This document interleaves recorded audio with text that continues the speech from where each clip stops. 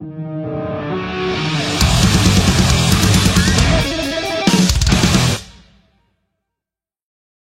man, how's it going? What's G'day, happening? Nev. Good to meet you. How you doing? You too, man. You too. You're from the Gong, right? Do you call it the Gong? Wollongong. It's yeah, Wollongong. I mean, people call it the gong. I don't know if I've ever unironically said the gong, but people say it. 'Cause I was in the Gong 2 weeks ago. Played La La's. La La La's? Yeah, yeah, yeah. Who'd you play with? Complexant. Oh, yeah. Yeah. Okay, cool. Yeah, I know Yeah, yeah, yeah, Complexity pretty yeah. well. Yeah, yeah, yeah. That was a good show. Yeah, Yeah. man, I'd never been there. I had family and stuff there, but I'd never actually been to Wollongong. And you know what? What a rad little place. I think it's great. Oh, the sound in there is fucking awesome. Yeah. Every time Yeah. because we still use foldback for our like guitarists at the front. We Mm. still working on the in-ear rig stuff, and the foldback is always just Oh, I can it's actually hear mint. myself. It's so I know, fucking good. right?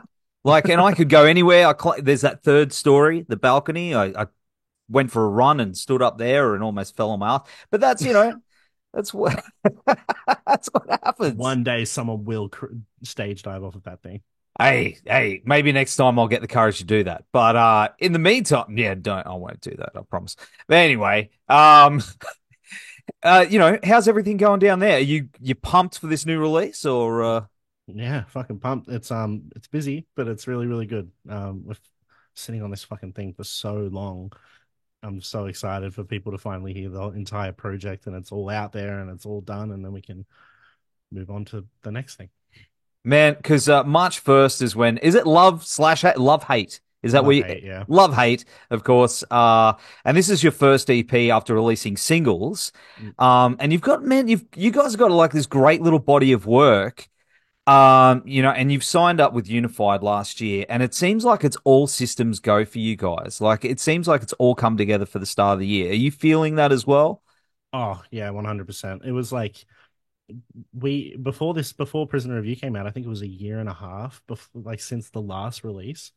Um, because we went to the studio late 2022 and recorded Love Hate, and then we put it out there for some feelers and that kind of thing, and it got picked up by UNFD, and then there was obviously a long process when it came to all that stuff behind the scenes, um, and preparing for it. We've been working really hard before the release so that when everything's announced, when everything starts coming out, that we can just be full steam ahead when it comes to content and videos and music, and everything is just going now, which is thank God. It's nice to have everything finally going and actually moving, because when you're sitting there on music that you know is Mm. actually decent and you can't show anyone, you can't release anything, it's can be very frustrating and you get very impatient, but it's finally here now. I'm going through that right now. Like Yeah. we're like right at the tail end of the recording our EP. And man, it's like you just want it done. You're just like, oh, let's just get it. No, because we got to do it right, plan all the things. Because people don't realize how much actually goes in behind the scenes past the recording. But you guys have put a lot into it. How far back do these songs actually really go? Like the seeds of them? The earliest one is Prisoner of You. That song was written before Exile even came out. Oh wow. Before we did our early 2022 tour, we played a different version of Prisoner of You on that tour, and like promoted it as this is a new song. We're gonna record it soon. Um, and yeah, yeah, like some of those songs have been been worked on for a long time. Mainly early 2022, mid 2022 was like the big body of work, like um Godless and Hypnotize Mm. and Absent were all done like maybe a couple months prior to hitting the studio, and then Distorted Reflections was recorded at the studio. We wrote it on the fly because yeah, we had other songs that we scrapped. They weren't I good enough. heard I saw your video talking about that. See, that's a hard thing to do, especially you put all that work in. It's like your babies, your metal babies, and you've just got to like get rid of it. Like, are they going to show up somewhere else along the line, or are they gone? Those tracks. Maybe very small elements of them, like maybe a Okay. breakdown that we like from one or two of them or something like that. But they just, yeah, they just weren't interesting enough. They just weren't good enough. and we continue to do the same thing. Like we've recently gone to the studio. I don't think that's a secret for even more stuff. Mm. And once again, I had to say goodbye to many babies, and it sucks, but at the same time, it's about putting out what your best product is, and everybody sort of sits there and votes, and it's a whole Mm. thing. But yeah, I think the hardest thing, not just a whole song, but when you've got riffs or parts of songs that you love the most, and you're like, man, I love this, and it's just not working. You're trying to jam it in there and trying to get it to fit, and it just doesn't fit. Man, it's hard, man. yeah, it's really fucking hard. Yeah, and like there are songs with like these lyrics that I'm just like I'm so proud of these lines, but at the same time, we can always revisit those concepts and bring those riffs back, Mm. hopefully in the future. Or some of the stuff that we've scrapped recently is definitely really good still, so I'm sure they might return at some point, but we'll see. Yeah, well, I mean, hopefully they do, give it another swing in another year or something. But Yeah. you guys, you've got a really good knack for not only heavy breakdowns and the riffage, but also bringing things back around and playing with this atmospheric space. It's something I think you guys do extremely well. Is that something that comes first before all the riffs and the ideas in the writing process? Is it a bit backwards that way? Do you think with that in advance? Um, Most of the time when it comes to the instrumentals, when I'm writing them, um, very, very rarely. Like there are a couple songs where I will write the chorus first, and I'll sit there and Mm. I'll literally just make the chord progression and then like a chorus with the lyrics. I'm trying to do that a little bit more lately because I want to make sure that the chorus is as catchy and as interesting as possible, and is the forefront of the song. But um, primarily, like I'll just start at the start of the song. Usually it starts with a riff, like Prisoner of You's opening riff is just how it started. And then yeah, I don't know, it just went from there. And it's just me always trying to follow a 15-second rule of like if something doesn't change every 15 seconds, then the song's boring. Um, like obviously you can go back to those Yeah. sections, but I just want to try and make sure that elements are always added. And I love those ambient elements and stuff like that. Usually before we go to the studio, I'll add too many ambient elements and like synth elements and like all these different things in there, and then we'll figure out what we're gonna like pull back a little bit on or innovate on or that kind of thing. But yeah, no, usually it's actually mainly the riffs first and the structure and then the breakdowns and that kind of thing, and then after that basic skeleton is done, then I'll start going over it with synth elements and layers and all that sort of stuff, making sure it's in the same key and that kind of thing. And there's some heavy themes on the EP, especially concerning, mental health and your own challenges and battles with that. But what's the overall concept or message behind Love Hate that you want people to sort of take away and maybe, you know, help them in their own situations? I think the name Love Hate just came from the fact that a lot of these situations, when it comes to either mental health, where you can, have a weird separation between loving yourself and hating yourself, or whether it be in a relationship where you do something out of love, or you think it's out of love, but really it's a hateful act, or vice versa. Somebody does something hateful and then um, I mean, sorry, somebody does something like that's fake and pretends like it's love, but it's actually Mm, something city insidious behind the scenes. I think the reason that we named it that was purely because each song sort of covers that concept really well. But each song in itself is still an independent concept as well. Uh, like obviously, Godless is more about a love-hate relationship when it comes to religion and understanding those mm, concepts, and it's not necessarily a song that is banishing religion or saying that anybody can't believe in whatever faith they want to believe in. It's more just about my personal battles, and that if you are struggling with belief or you're struggling with um, your complicated relationship with religion, that it's okay and that everybody can figure it out at their own pace. And it's very normal, and you don't have to feel guilty for having doubts in your mind about that sort of concept. And then it's the same thing with mental health and toxic relationships. It's just I always want to make sure that all of these songs are mm. clear that these situations are unfortunately common, but they don't have to be forever, and there's something that people need to be aware that they exist and that um, you're not stuck in those situations, you know?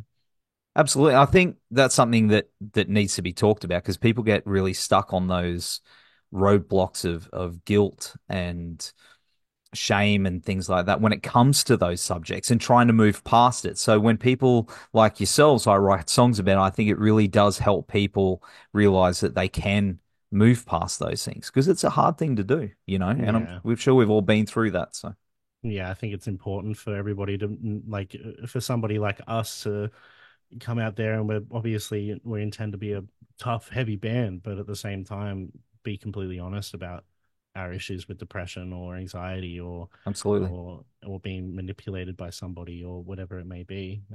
Because at the end of the day, we're all just humans trying to get by, and you don't have to be ashamed of talking about any of that kind of thing. It's definitely changed. Like, especially in heavy music, I think it used to be just a tough guy thing. Mhm. Especially in the heavy stuff. Yeah. You didn't talk about that stuff. But over the last couple of decades, it seems that it's really changed, and I think that's a really important thing. But you know, that's just what I've noticed.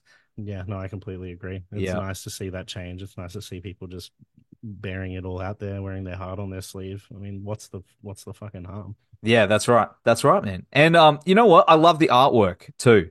The artwork is sick. Is that Mm.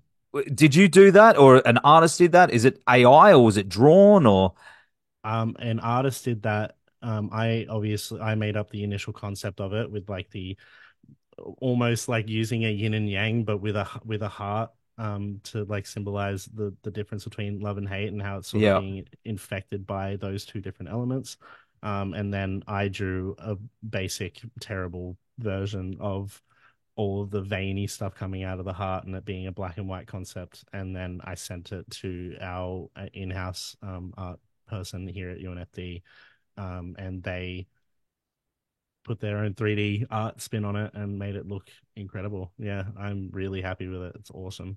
Awesome. And thanks for correcting me on the way to say UNFD because I've been calling it Unify, but the way it Well, says, I know, think I think why both are didn't fine why didn't anyone correct me all this time? because it's technically Ah, Unified Music Group is like the parent company, and yeah. then UNFD is like a subsidiary for the heavier music. Yeah, I'm gonna cop so much shit, but no, you're fine. that's okay. But as a vocalist though, man, you've got a crazy fucking range. Where did that start for you, and who were your guys? Who was the ones you drew the most influence from?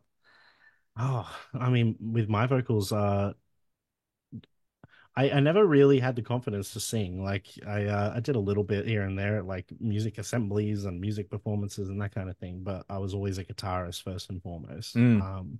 But then when we started the band, it was just like, well, who can sing in the band? Okay, I'll give it a try.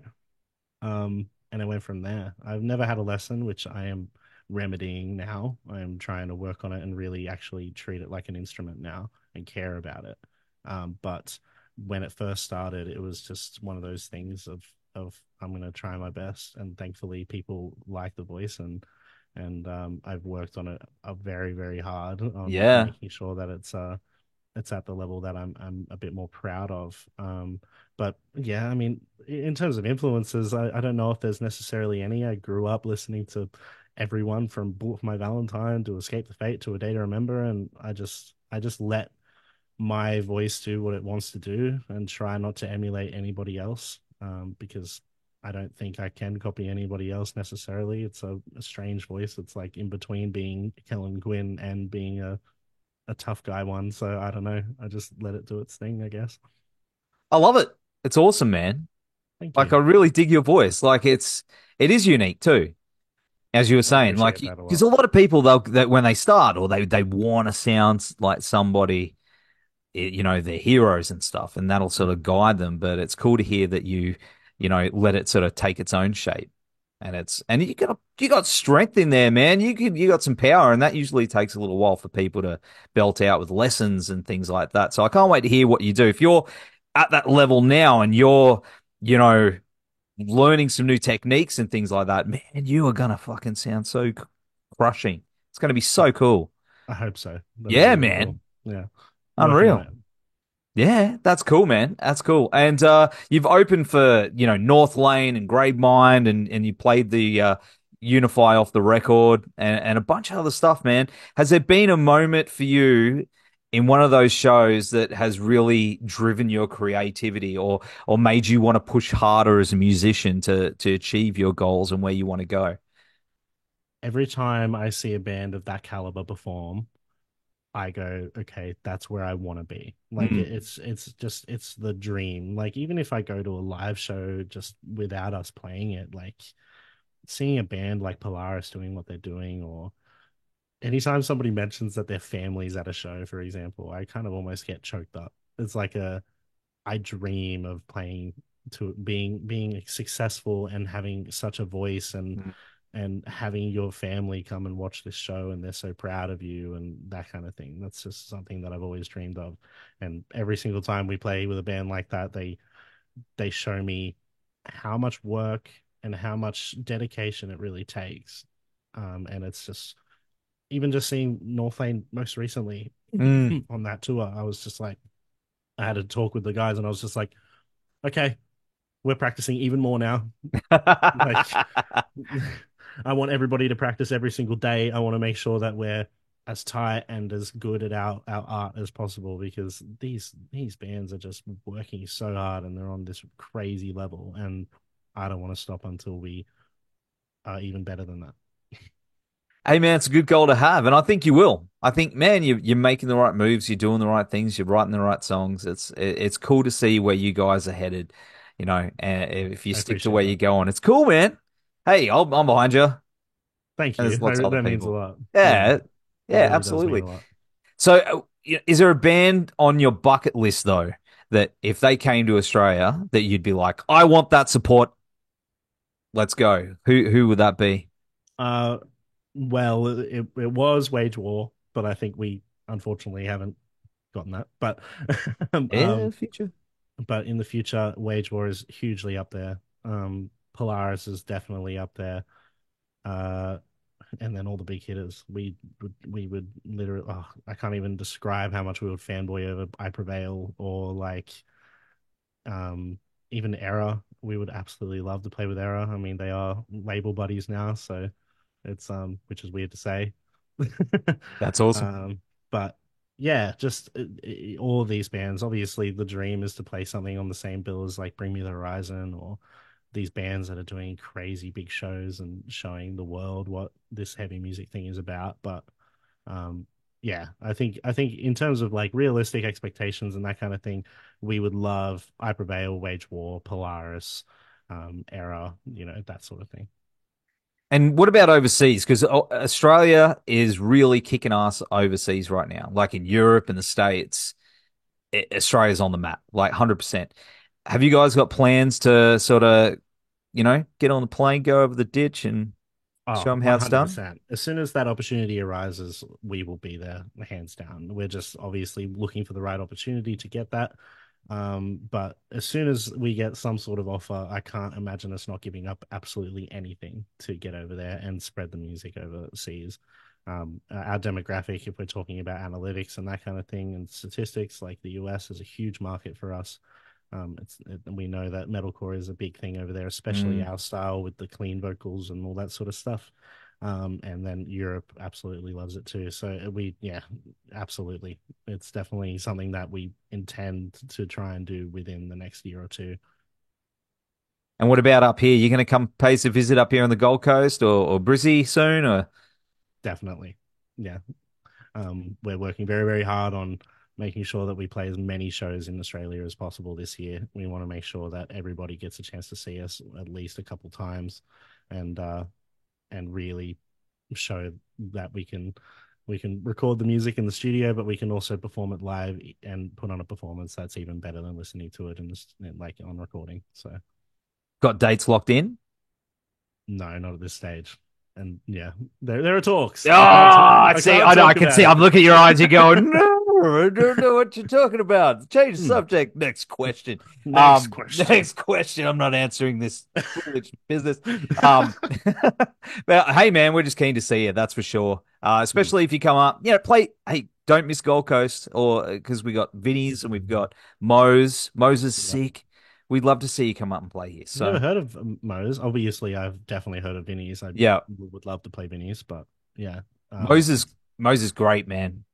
As long Mo's as is great. as long as it's permitted and time allowed, we will Mm. definitely be doing Brisbane and Gold Coast for sure. Because I know that a lot of people don't want to make the trek from Gold Coast to Brisbane. It's still a bit of a drive, so let's do both. Who Yeah, cares? I love it absolutely. up there. I absolutely love it up there. It's like my second home. So yeah. You've been to the Goldie before. Yeah, Yeah, yeah, and yeah. we came up here to record prison. We came up there to record Prisoner Review, with Colin Jeffs up there. Um, Ah, but we went 2 weeks early and had a little holiday as a band and did the Gold Coast thing and stayed like right in the center of the Gold Coast and yeah, it was awesome. We absolutely love it up there. So yeah. Awesome, man. the valley is beautiful. It's disgusting, but it's beautiful. In Brisbane, the Yeah, Gold. Yeah, yeah, yeah, yeah. It's definitely it's like its own living animal. It's oh like yes, yeah. it's. I spent a night there. I missed the train back to the Gold Coast one night in 2000, Mhm. and I had to sleep out in the street. And I tell you what, man, it was nuts. Waiting for the next train at like 6 a.m. Yep. was, man, gunshots going off and everything. We're like, come on, man. Like I was only a young grom, Mhm. but it was pretty hectic. I was like, yeah, I'm never doing this again. I'm getting my license. 10 years later, I did it. Anyway, Yeah, there's something about Brisbane. There's so many alternative people up there, and I yeah. love it. Like, there's just such a scene there. It's great. Yeah, it's great, man. I agree. I agree. And we can't wait to see you and the boys up here very soon. But in the meantime, we're going to have all the links down here and on the website to Love Hate. Brother, you take care and stay in touch. We'll see you. We'll get a beer sometime. Absolutely. When we're up there, we're definitely having a brewski. Done.